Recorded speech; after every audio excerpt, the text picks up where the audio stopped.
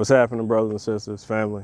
I'm Marquise, and this is Seeker of the Lost Tribe. Um, I wanted to create this channel not as an expert or a guru. I feel like there's plenty of people out there who feel like they can take that role as an expert or a guru.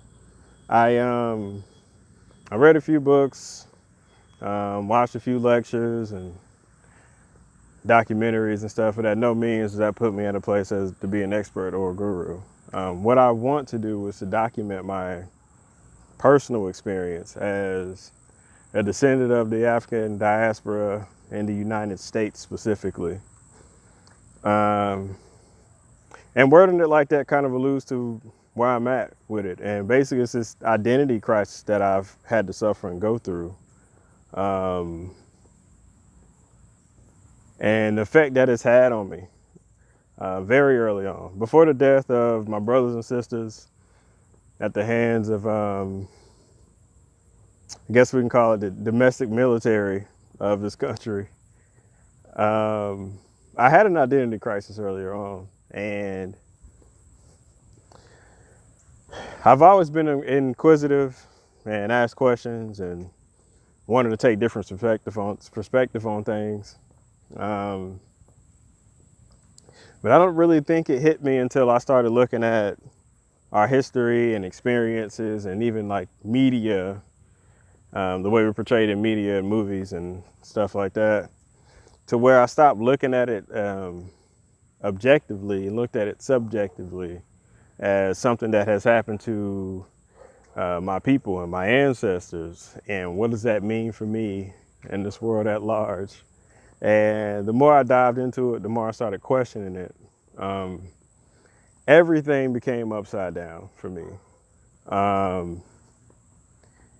And the impact that it had is still very much there. I think I'm just dealing with it a whole lot better.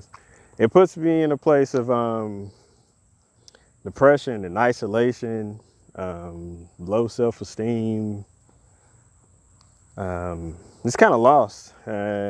For a while now, I guess I've been experiencing this life in a dissociated state, to where it feels like I'm just watching my experience happen instead of feeling this experience happen to me, because I just don't know who I am or where I come from and what does that mean, you know. And for a long time, I've tried to ignore it. I tried to push it away. I tried to live life as a normal American, I guess. But it doesn't make sense for like a brown man to try to say that he's colorblind, and what that means to say if, seeing color is an issue. And I know there's a lot of groups and denominations out there that are seeking their identity and trying to find who we are, where that all came from. And I just haven't seen anything that completely resonates with me. And that's what the hope for this page is, to create a platform and also put this perspective out for people who don't know, maybe certain African Americans are having this experience. And for me to see if there are other people having this experience, and if it's shocking as it is to other people as it is to me. And I also wanted to create this channel to document who I am and experiences and the things that I'm going through for my son also. So, because right now I can't really have those conversations to him about why I am, or why I behave in certain behaviors, and the moods I may be going through back and forth. And not to sound over dramatic, but just the reality that I don't know, during these times more than ever, like I don't know if I'll be alive when my son hits that age to where I can have these conversations and letting him know where I was and where I'm coming from. Um, and that's not a place of fear really, because I accept death no different than I accept the breath that I'm taking right now. It's just during these times, it just seems, death seems less foreign and like a more of a tangible thing.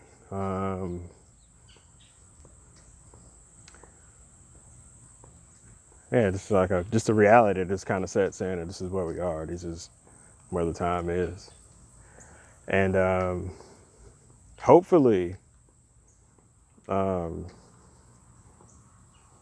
this journey means something. Hopefully, it helps me find something that I feel like is missing, and it helps me get grounded, um, or it helps somebody else that's going through the things that I've been going through, and kind of saying, "Hey, it's not just you. You're not crazy. You're not losing it. Like it's a real issue." Um, and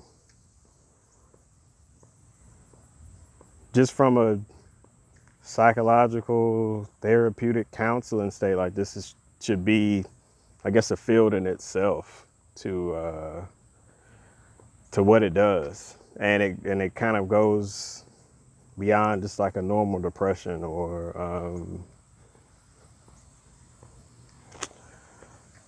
identity crisis or something. Because it's a lot of frustration and anger and loss and confusion, vulnerability and weakness with all of these things that come along with it. And just trying to find your place and what makes sense. And just simple frustrations on once you find out the people that have taken your identity and this purpose and giving you these feelings of angst, anxiety, and low self-esteem when I